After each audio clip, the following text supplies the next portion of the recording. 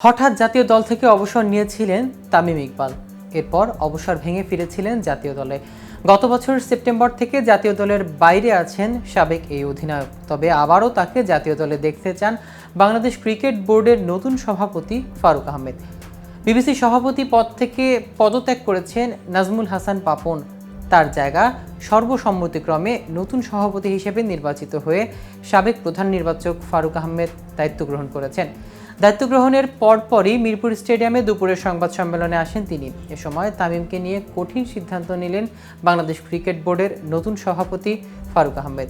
এ বিষয়ে বিস্তারিত থাকছে আজকের প্রতিবেদনের বাকি অংশে। কেটিভি ক্রিকেট চ্যানেল থেকে আপনাদের সাথে আছি আমি মাহমুদুর রহমান সিয়াম।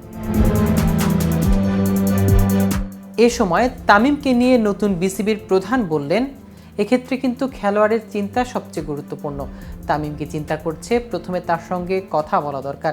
এদিক সেদিক না ঘুরিয়ে তামিম খুব বিচক্ষণ ছেলে। আমার মনে হয় সে বাংলাদেশের ইতিহাসের সেরাদের একজন।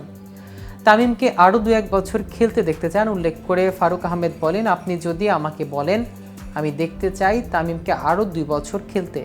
এটা আমার ব্যক্তিগত অভিমত। আমার ব্যক্তিগত অভিমতের কিন্তু কিছু যায় আসে না। ওর ফিটনেস, দলে আসতে হলে ওকে কি করতে হবে সেই বিষয়গুলো ওর জানা আছে। সভাপতি হিসেবে অফ দ্য রেকর্ড যদি জিজ্ঞেস করেন, আমি কিন্তু দেখতে চাই সে আরও 2-3 বছর ক্রিকেট খেলুক। তামিম ওয়ানডে সংস্কারের ভাবনায় আছেন উল্লেখ করে তিনি আরও বলেন, কোন সংস্কারে খেলবে? আমার মনে হয় 50 ওভার ওর জন্য উপযুক্ত হবে। দীর্ঘ সংস্কারে খেলতে পারলে সবচেয়ে ভালো হতো ওর অভিজ্ঞতার কারণে, কিন্তু এটা যে কত কষ্ট হয়তো ওর শরীর নিতে পারবে না, আমি জানি না। এটা তামিমই বলতে পারবে। তামিমের বিসিবির কোনো পদে আসার গুঞ্জনও চলছে। এ প্রসঙ্গে নতুন বিসিবি সভাপতি ভাষ্য, খুব ভালো হয় যদি সে খেলতে পারে, আর যদি খেলতে না পারে বোর্ডে আসে তাহলে আমি অনেক খুশি হব, কারণ তামিম আমার অন্তত 20 বছরের ছোট হবে। যদি বেশি না হয় কাছাকাছি হয়তো। সে সাবেক অধিনায়ক, এর মানে তার নেতৃত্ব গুণ আছে।